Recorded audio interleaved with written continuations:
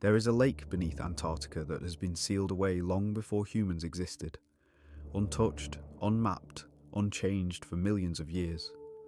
The research team arrived at Vostok Station in early January, at the height of the Antarctic summer, 6 of them.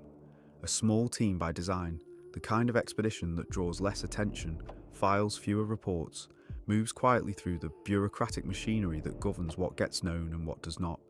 Their lead researcher was a glaciologist named Dr. Mara Solvik, methodical, experienced, not given to imagination. She had spent 15 years studying ice cores and had a reputation among colleagues for an almost aggressive skepticism toward anything that could not be measured. With her, 2 junior researchers, a structural engineer named Pavel, a dive specialist named Una, and a field technician named Charles Brandt, who had been on 4 previous Antarctic postings and considered himself impossible to surprise. The 6th member of the team was a geologist named Alex Reeves, 31 years old. First Antarctic posting.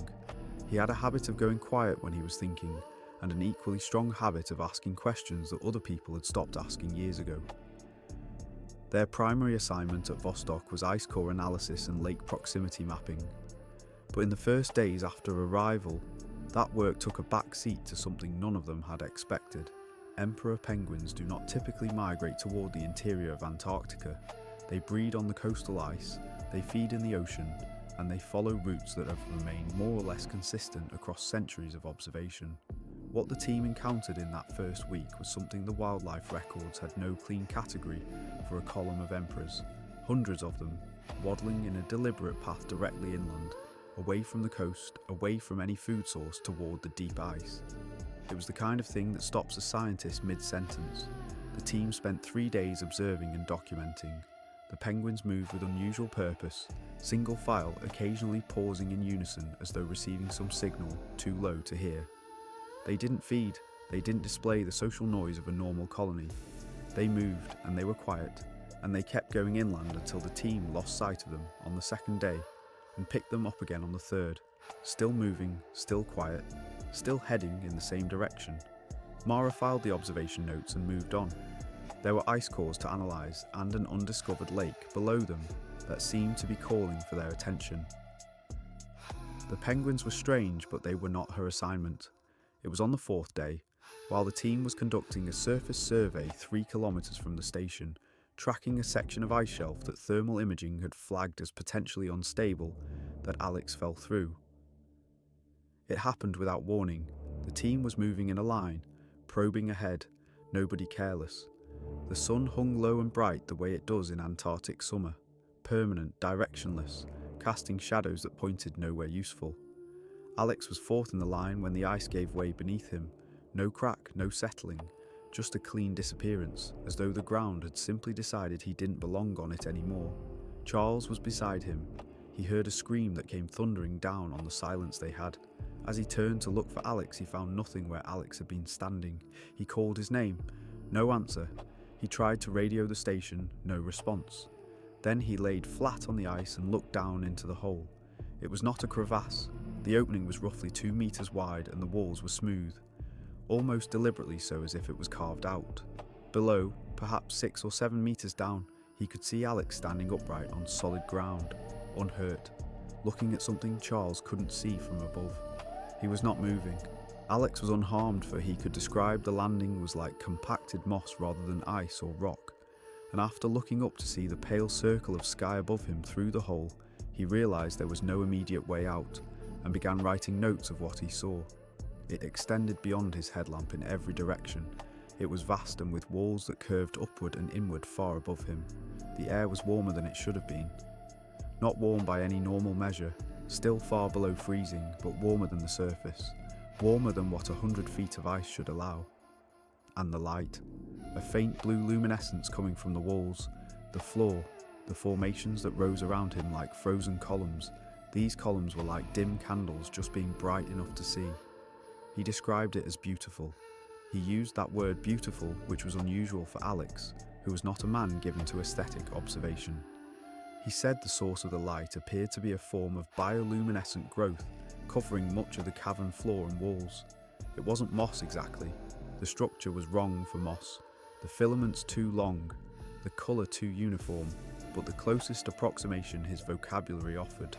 He said it had a smell. Faint, sweet, almost floral. He said he had crouched down to examine it more closely. The team extracted him 40 minutes later using rope equipment from the station. He was physically unharmed.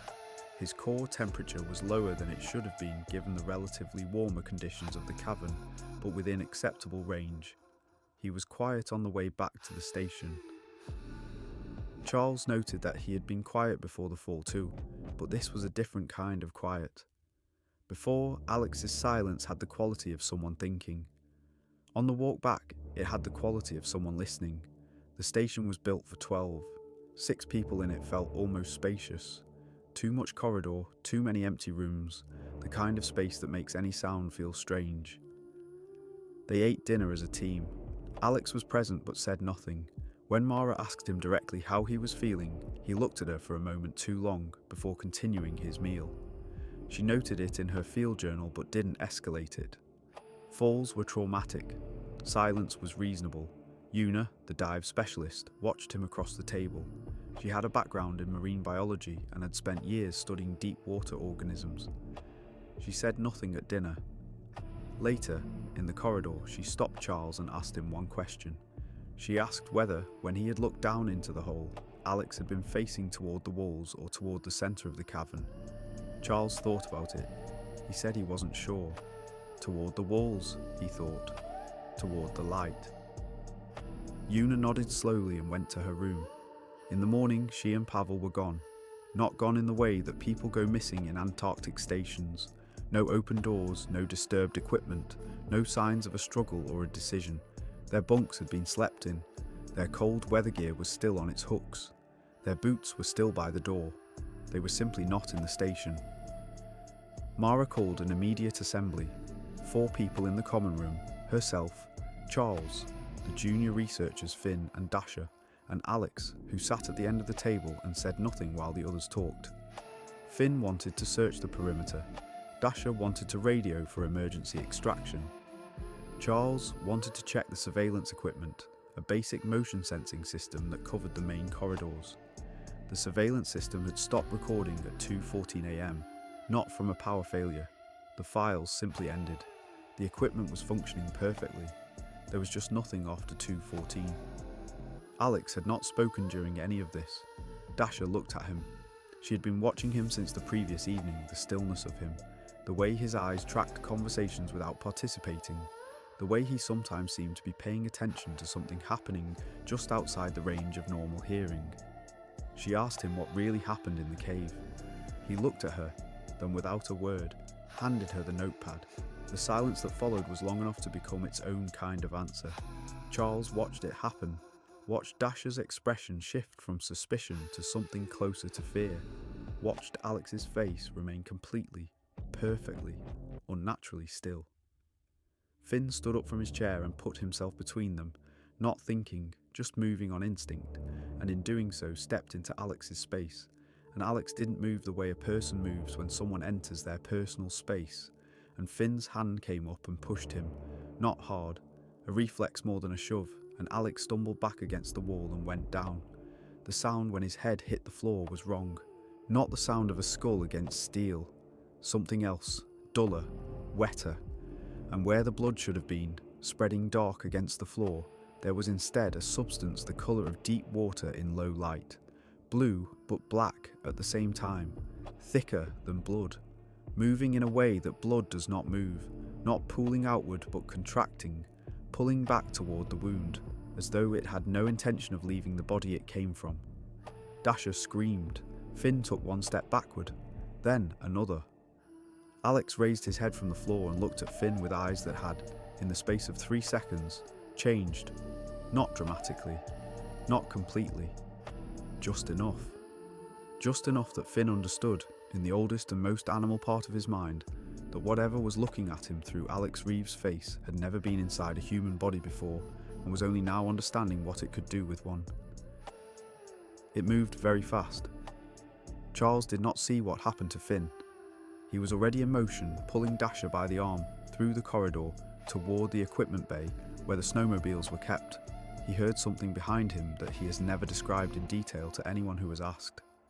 He has said only that it was not a human sound and that he hopes never to hear anything like it again. The equipment bay was 60 feet from the common room. It took them 11 seconds to reach it.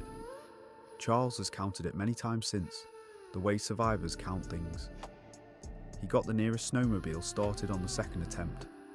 Dasher was at the bay door, pulling it open, and the Antarctic summer light came in flat and pale and wrong, the sun still up where it always was. Indifferent, illuminating everything and explaining nothing. Penguins encircling the research facility. Charles pulled up beside her and she climbed on behind him, and he drove out onto the ice, weaving between penguins as he prayed he could make it out. He looked back once. The thing that had been Alex Reeves was standing in the bay doorway, watching them go. It was not chasing them. It was not trying to stop them. It was standing very still in the light from the bay, and as Charles watched, something moved behind it. Something large, something that had not been in the equipment bay when they had entered. Something that resolved in the flat Antarctic daylight into a shape that the human brain refuses to hold for longer than a moment before releasing it entirely. A shape with too many limbs, a shape that was the wrong size for the space it occupied, a shape that turned slowly towards the open door and the ice and the two small figures disappearing across it. Dasher was holding on. Charles drove. They were perhaps 400 meters from the station when he felt her grip change. Not loosen exactly, but shift, the way a person's grip shifts when their attention goes somewhere else. He didn't stop. He told himself he didn't stop because stopping was death, because the only direction that meant anything was forward, because in 11 seconds he had already counted enough things to last a lifetime. He felt her arms leave his waist. He drove another 100 meters before he stopped. He doesn't know why he stopped. Some part of him that was still operating on older instructions. He looked back along the trail they had cut through the snow. 130 feet behind him, the snowmobile tracks curved slightly where he had taken a bend in the terrain. Just beyond that bend, visible in the permanent flat light of the Antarctic summer, something was receding back toward the station, moving low to the ice, moving fast, taking something with it. He could not see Dasher. He drove. Charles Brandt was recovered by an emergency response team 19 hours later, 17 kilometers from Vostok Station, alive but severely hypothermic and unable to speak coherently for 11 days.